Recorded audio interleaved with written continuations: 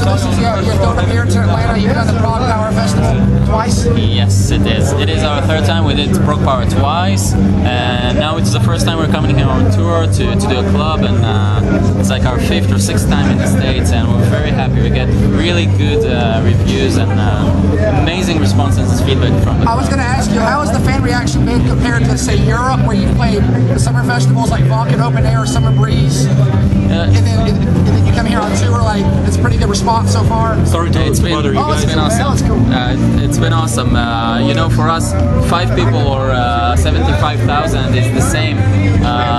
We just go out there every night. We give our energies. It's playing with your own music on stage. Nothing beats that. So we had amazing responses also in the summer festivals in Europe as well as in the last tour in the States. And you also mentioned on stage a few times he did that. He talked about like playing at home and stuff, and the response that you get from the crowds. He said in interviews that Kobe has said that you have the Jews, the Muslims, and the Christians headbanging together in peace. It's true. At times. It's true. I think Orphaned Land concerts are a good example for coexistence, and you really see the message of unification in reality. And our message has always been around the fact that all is one. You know, it doesn't matter. You can easily bridge between different opinions and beliefs using music as a vessel, as a true communication tool between people, and we can see clearly people from different religions, different beliefs, jumping together, enjoying the music. And it's true, at the end of the day, it doesn't matter if you believe in yourself or God or Allah or the Trinity, it doesn't matter, it's the same thing.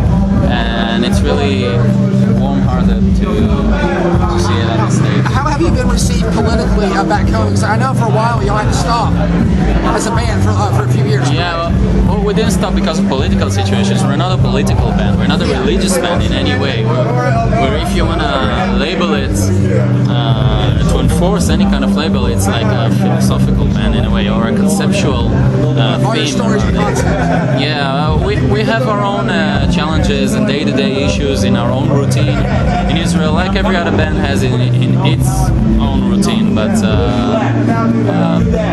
we've been doing. I'd say that considering the challenges we have coming from our region in general, we did pretty well with that. And just you know, I keep optimistic, and I always look at the full half of the cup.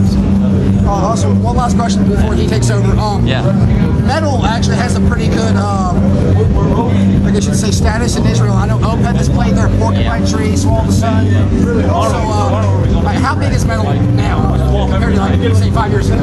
Yeah, it's quite big in Israel. I think the scene has grown significantly, and although there aren't too many bands making it out there, like breaking out from the Middle East and touring and having shows, I think in general there are like dozens of really good bands in all the different genres, whether it's black metal, thrash metal, you know, core, metalcore, stuff like that. And I'm really hopeful that we can continue and set an example for the young bands in our region in general, and Israel in particular, and the entire Middle East, to break out, do it out there. It's very challenging, it's hard financially, emotionally, logistically, etc. You know, if you're motivated enough, I guess, you can play it.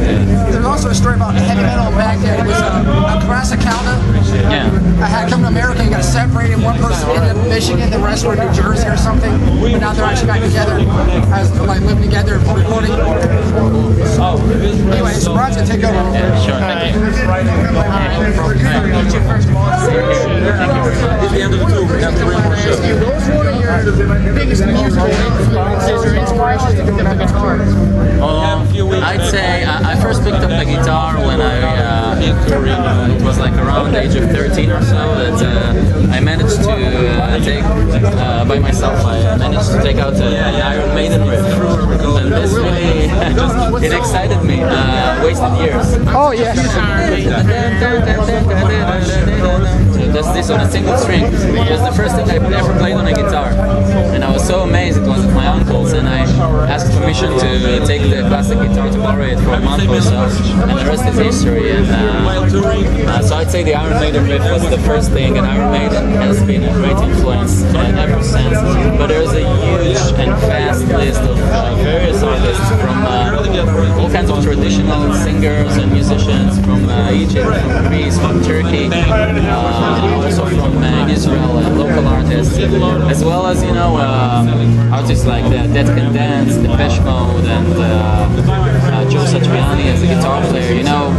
I listen to a lot of music, and from classical music through various styles, and it's really vast. I can't, put my finger and pinpoint something specifically. So yeah, gotcha. Yeah. What do you notice in America as one of the biggest differences between here and in Israel? I think I think in general in America it's really amplified the thing about opportunities and having the ability to really become who you are. I mean, the feeling that you sense here of I would say the libertarian approach of one's self-realization is really huge, and you can really feel it everywhere. And this is something that I see for better, and it could be for worse, of course. If you don't keep your own values and you don't stop and think about the other, this can maybe get to something not as pretty as we think. But I think this is something huge. It's something great. It's something that if you tunnel it and you channel it in the right way, and you keep your core values and you care and empathize and sympathize with the other, you can really do great stuff. And that's something that is a motivating power in American society that I really see as the number one reason that America is where it is today, and it sets the world an example of that. Definitely. What's been your favorite concert venue to play so far? In North America in general? Just anywhere. Or general? Well, I'd say many were like, at least 10 are like amazing in my opinion, but I'd say one of the best was not Yeni Melek, sorry, in Istanbul. Rock the Nations? Yeah, in Rock the Nations. I forgot the name.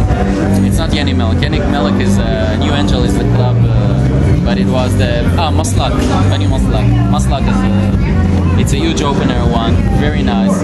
I love Vakan.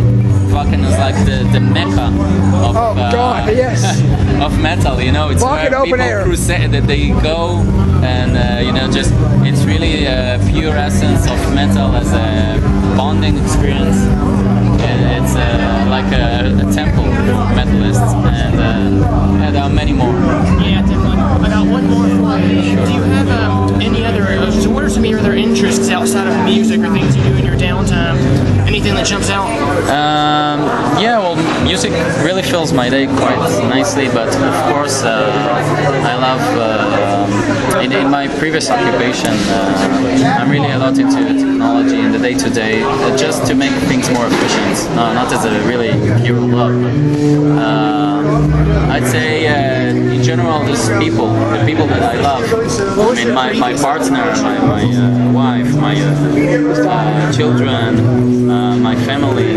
This is really, for me, I consider it as not only a power and something that I take my belief and sort of religion from, but it's the closest I have really for a hobby, because the spare time I have outside the tours and all, my heart is there. My heart is always there, even when I'm on the road. Yeah, definitely. Well, thanks so much for your time. You're welcome. Great to meet you. Thank you very much. I look forward to seeing you again.